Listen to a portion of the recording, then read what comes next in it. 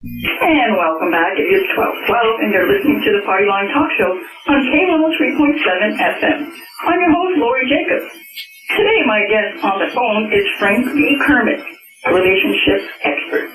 We're going to talk about relationships and humor, the do's and don'ts, and have some funny stories about humor gone wrong. Frank B. Kermit is the author of many books and audio programs.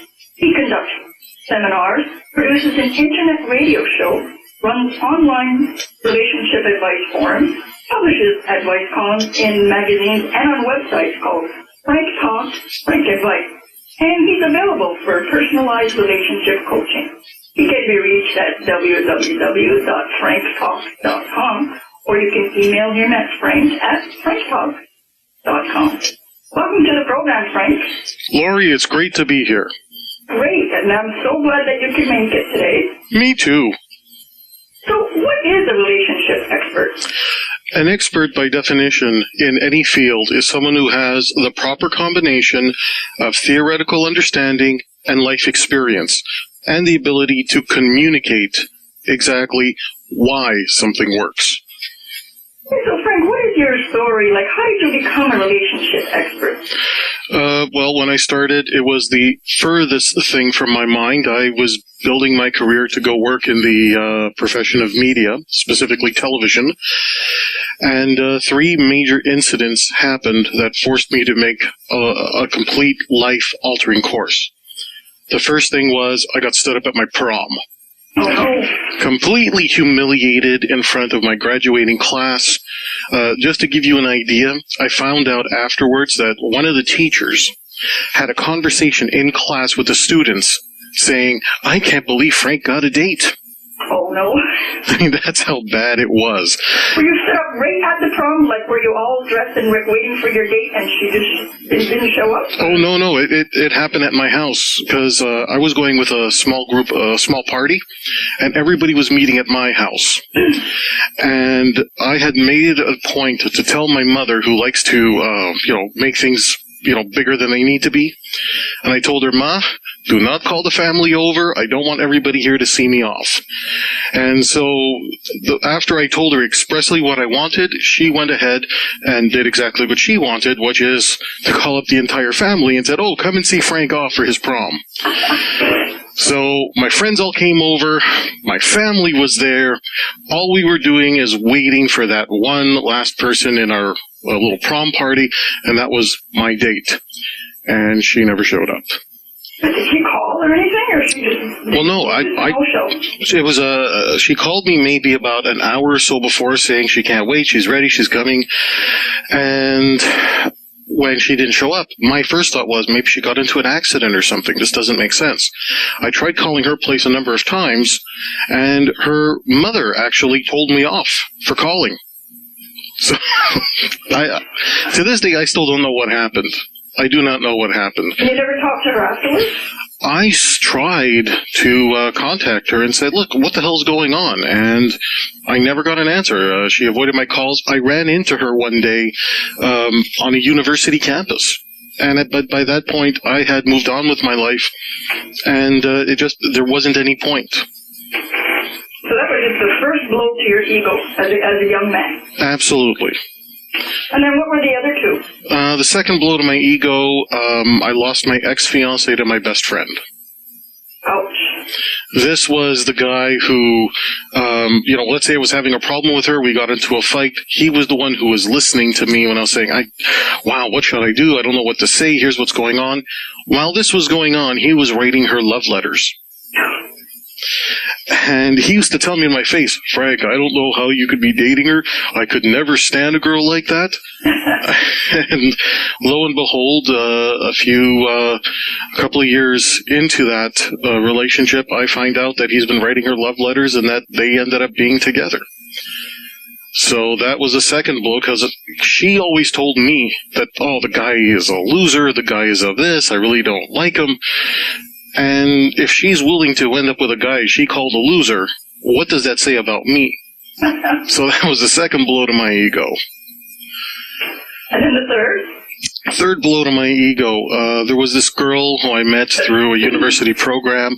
She was an international student, and I really liked her. We got along, but she told me, Frank, I can never date you. We're of a different culture, a different religion, different background. We can't be together for those reasons. So I figured, well, I'm not thrilled with that, but at least she's being honest with me. I hung out with her for 2 years. This is 2 years of taking her out to the movies, taking her out to dinner, spending all kinds of money. Because in my mind, the reason we weren't dating was because, she can't date anybody who's not of the same background or the same culture and so on. So it was kind of like a platonic relationship? Very platonic. Nothing ever happened, and I was always hoping that maybe she'd change her mind, maybe something would come up. Then one day, she takes me out to a very special dinner. She's paying for everything. She's giving me all these gifts. I'm thinking, wow, this is really nice. And she tells me, Frank, there's something I have to tell you. And I'm thinking, wow, she's going to change her mind. She's going to tell me that she really likes me, that she's going to give it a chance.